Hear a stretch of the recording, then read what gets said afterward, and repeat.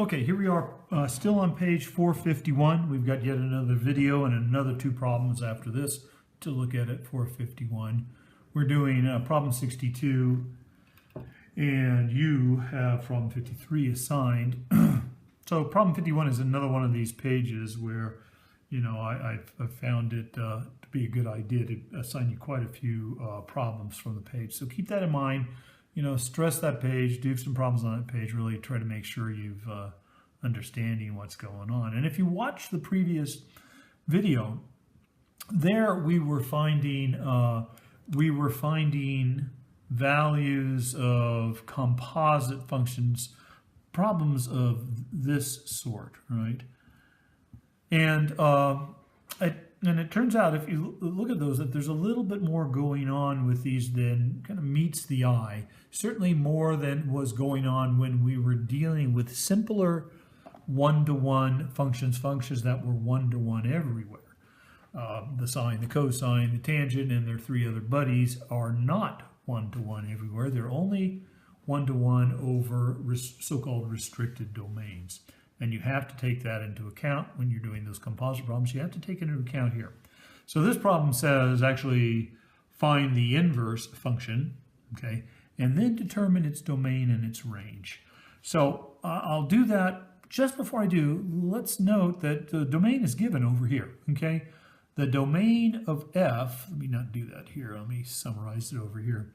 The domain of f, I'm going to call it the restricted domain, but we'll see why later, is given as minus pi over 4, let me just do it like this, closed interval minus pi over 4 to pi over 4, okay? And you know that that's also going to be, this is crazy notation I'm making up, the restricted range of f to the minus 1 of x once we find it. And let's go back and say, does it make sense? Because look, the argument here is 2x. So if x is between minus pi over 4 and pi over 4, then 2x, if I just multiplied through by 2, I'm going to find that the argument of the sine is between minus pi over 2 and pi over 2. And that's good, because that is the restricted domain of the sine when you want to work with inverse functions, with the inverse sine in particular. So we're kind of in good shape. That's a good domain, and it's going to turn out to be that that's a good range. So how do we do this, finding the inverse? What we do, the best way to do it, I think, is to compose f with its inverse, which means effectively just replace x every place you see it with f to the minus 1 of x. And so I'm doing that right now. I've got 2 f to the minus 1 of x. Okay, and if indeed this is the inverse of f, and if indeed all of the restricted domains, if you will, are proper, then f of f to the minus 1 of x is going to be x. And now we're dealing with this equation. We need to solve it for f to the minus 1. So I'll divide both sides by 3 and sort of turn things over here. I don't want to do that. I do want to divide both sides by 3. 2 inverse equals x over 3. I'm going to take the arc sine of both sides. Okay, so the arc sine of the sine of 2 f to the minus 1 of x. If after the fact we have to adjust these domains appropriately, we won't, but if we have to, we'll do it so that we can just turn this into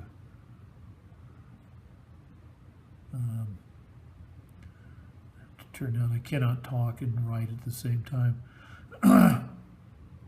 What I was saying is, if we can, if we've got all the domains lined up, then the arc sine of the sine is just going to return 2 f to the minus 1 of x. It's just going to return the argument. That's equal to the arc sine to the 1/2 of x over 3.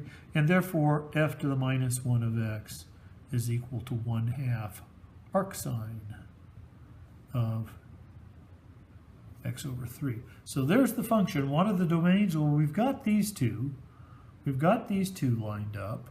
Where will we find, say, the range of f? I guess we can go back up here. What's the range of f? The range of the sign, remember, is -1 to 1. Even over this restricted domain, it's -1 to 1. So if I'm going to multiply it by 3, then the range of f, and I'm going to call it the restricted. I'm not even going to tell you what I mean by that because I'm not sure myself, to tell you the truth, is -3 to 3. And then that should be the domain of f to the -1. I'm going to call it restricted. Okay, so does that make sense? I think it probably makes sense, right? Because if the domain of the sign, the restricted domain, is -pi/2 to pi/2, the domain of the arcsign is -1 to 1. So the domain of the arcsign, is, I'm out of space here, the domain of the arcsign is -1 to 1. And so let me write it like this, is -1 is less than or equal to x is less than or equal to 1. And therefore, this argument, if I replace this argument with 3, then this turns into -3 less than or equal to x is less than or equal to 3, which is exactly what we've got right there. Okay, a little bit tricky. If you don't get that, definitely ask questions about that in class. I'll do a number of these in class as well too, so that we get a little bit more fluent with this material. All right, thanks.